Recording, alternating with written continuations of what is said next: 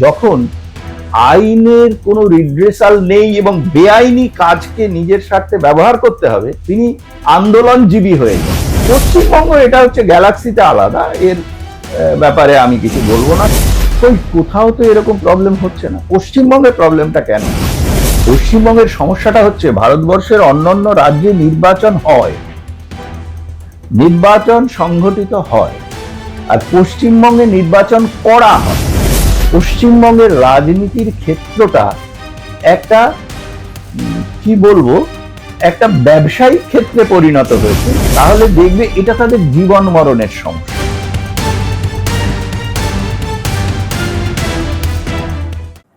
Sir, আপনাকে মাধ্যমে স্বাগত। নমস্কার স্যার, এসআইআর এর নাম বাদের প্রতিবাদে ধর্নায় বসছেন মুখ্যমন্ত্রী। 6 মার্চ মেট্রো চ্যানেলে ধর্নায় বসবেন মুখ্যমন্ত্রী, জানালেন অভিষেক বন্দ্যোপাধ্যায়।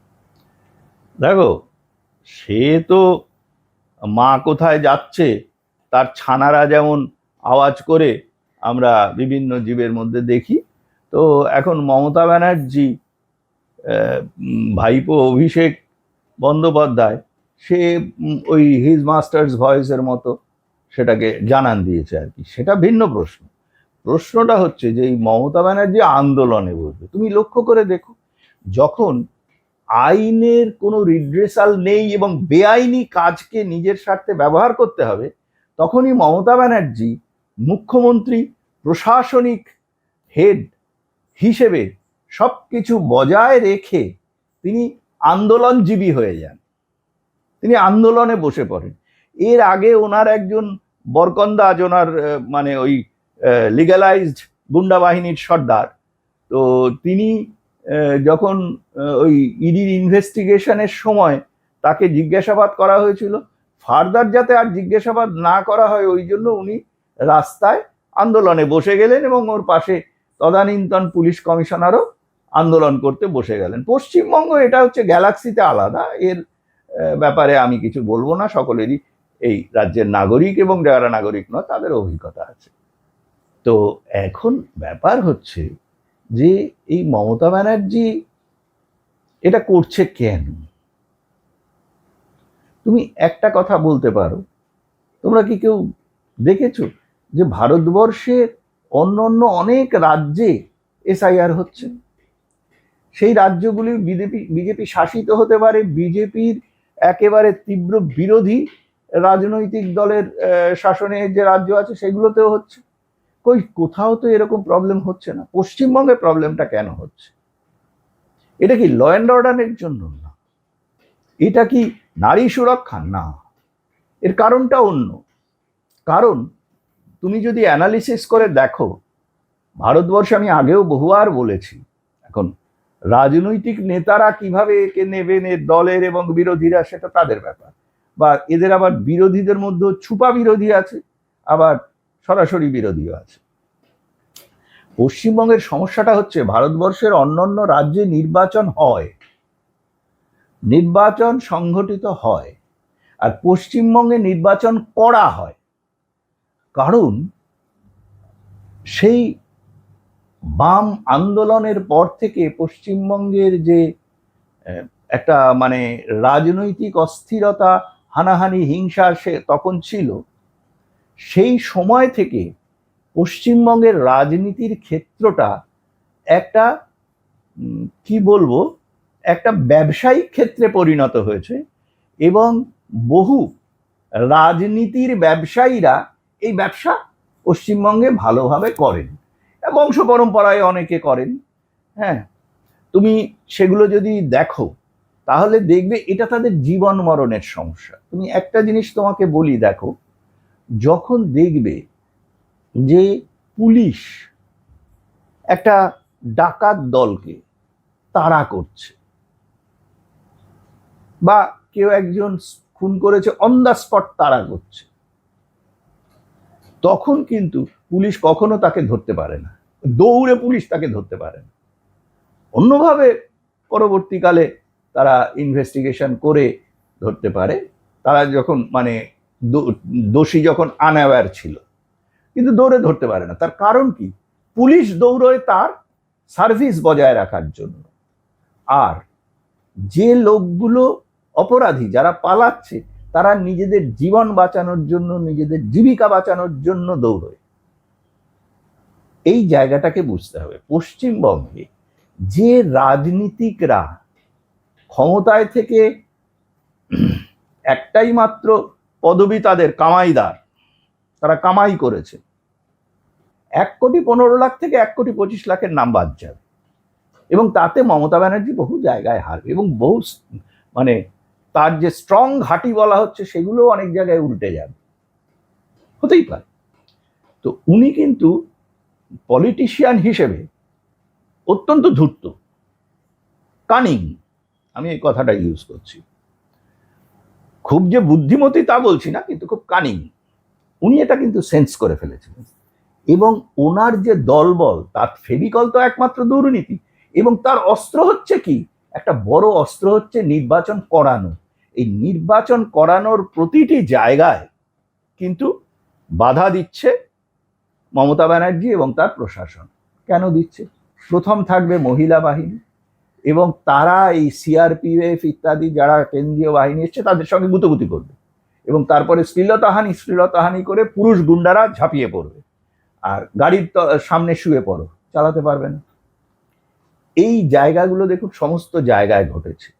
এবং নির্বাচন কমিশন যখন প্রথমবার নির্বাচনে বুঝে গেল এটা হচ্ছে, পরবর্তীকালে এডিকুয়েট যে প্রমিলা বাহিনী এবং ক্র্যাক ফোর্স আছে, যারা এই সব মানে তৃণমূলী যেসব মহিলারা ভারতবর্ষের গণতন্ত্রকে পদদলিত করতে চাইছে, তাদেরকে নর্মাল শাস্তি ওই মুহূর্তে মিটিয়ে দিতে পারত, কিন্তু সেটা করা হয়নি।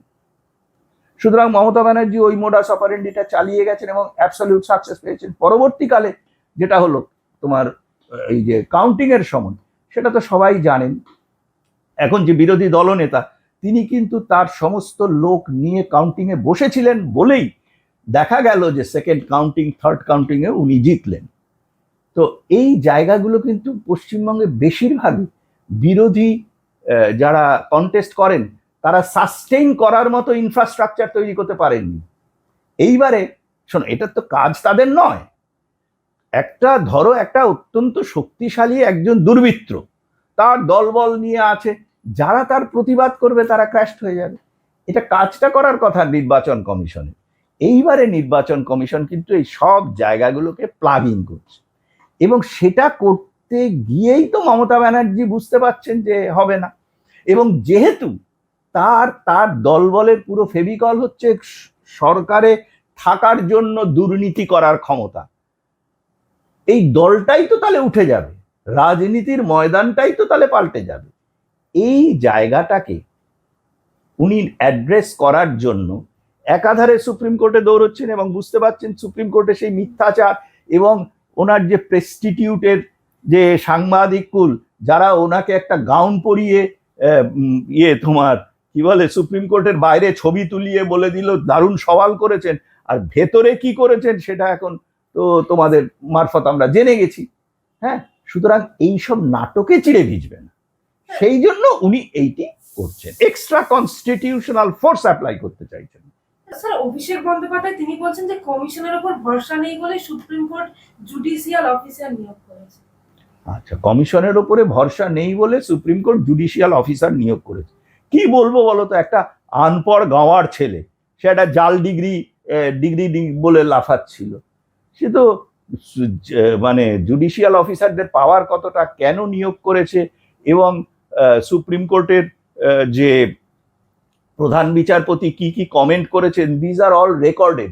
উনি লেখাপড়া করেন না, ওনার মগজে কোনো জিনিস থাকে না, তাই জন্য উনি কি পশ্চিমবঙ্গবাসী সবাইকেই এরকম মগজহীন ওনার মতো অসৎ মানুষ মনে করবে? এটা কি কমেন্ট করবে? পুরো মিথ্যে কথা বলছেন। এবং জুডিশিয়ারি যে অফিসারদের দেওয়া হয়েছে, দে আর অলসো আন্ডার নির্বাচন কমিশন। এবং একটা কথা বলি, ভারতবর্ষের সমস্ত সুপ্রিম কোর্ট, সমস্ত কোর্টের জাজেরা সবাই মিলে যদি সই করে দেয় যে এটাই হবে নির্বাচনের পশ্চিমবঙ্গের কি বলে যারা ভোট দেবে তাদের তালিকা, ওরা তো ওইটাই কন্ট্রোল করতে চাইছে যে ওই জেহাদি বাংলাদেশিগুলো যাতে ভোট দিতে পারে, ওদের হয়ে ভোট দেবে। হ্যাঁ, সেই জায়গাটায় কিন্তু যতক্ষণ অবধি নির্বাচন কমিশনের প্রপার পার্সন সই না করবে, সেটা নির্বাচনের ওই যে তোমার ভোটার তালিকা হবে না। সেটা যে ভদ্রলোকের কথা তুমি বললে, আমি ভদ্রলোক বলি বলে আবার অনেকেই তো আপত্তি করবে, আমি আর ভদ্রলোক ছাড়া কি বলতে পারি, তার ঘটে এটা ঢোকেনি।